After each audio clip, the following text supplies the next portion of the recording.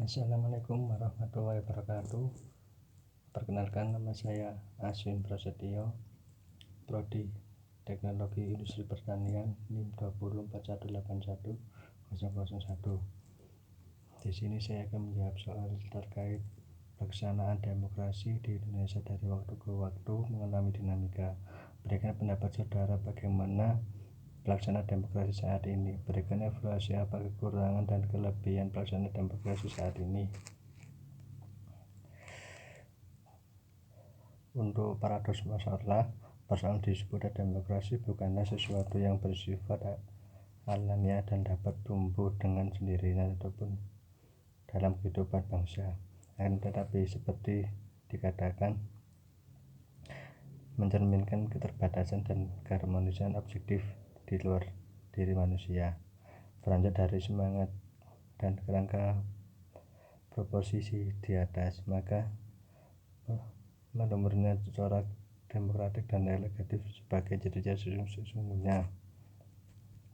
Namun sayangnya persyaratan yang hendak diwujudkan tersebut, terutama adanya kelas menengah yang kuat sebagai aktor sentral yang menopang demokrasi, tidak ditemukan. Pembangunan semesta yang dicanangkan Presiden untuk mengubah perekonomian kolonial sebagai perekonomian nasional yang bercorak lebih sosialis terbukti gagal total akibat tidak adanya dukungan struktur politik yang pada demokratis. Kelas menengah yang diharapkan pun sulit ditemukan. Untuk masa Orba sering dengan kegagalan pembunyian demokrasi pada masa Orde Lama tersebut, unsur-unsur di luar masyarakat secara perlahan-lahan tumbuh dan berkembang menjadi wahana tumbuh logika dan penjabaran baru budaya bangsa Indonesia.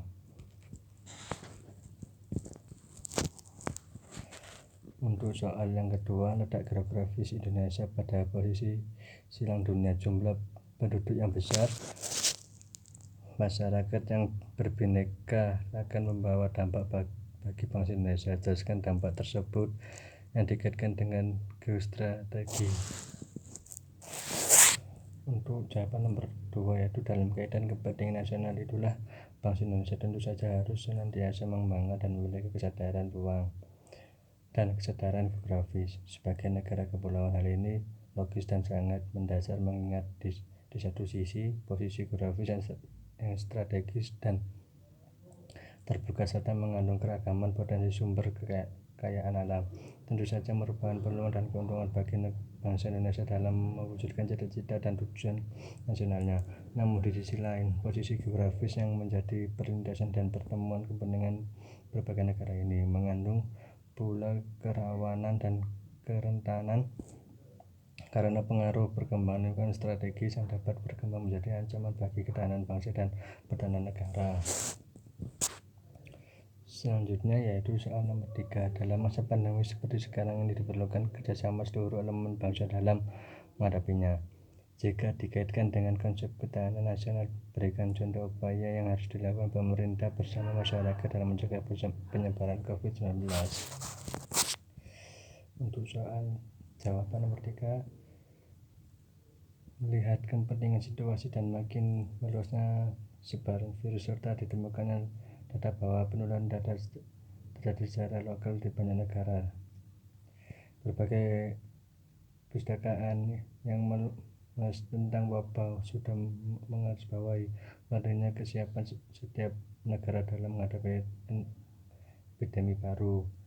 Bersama semua negara anggotanya juga telah bersepakat menjalankan traktat internasional ini untuk meningkatkan kapasitas negara menghadapi wabah melalui pendekatan cegah, deteksi, dan respons.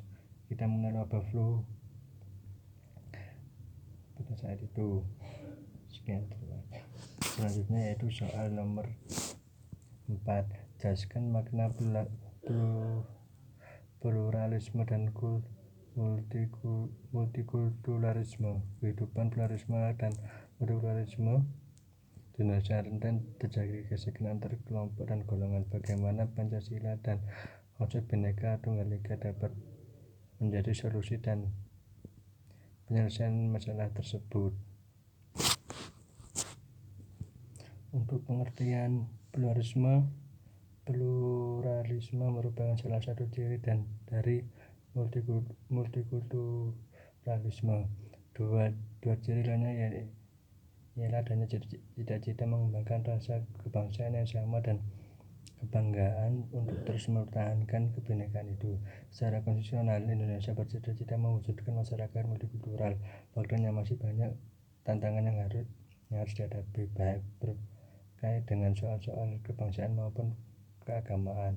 Memerlukan 3 pilar utama untuk menuju masyarakat multikultural tersebut.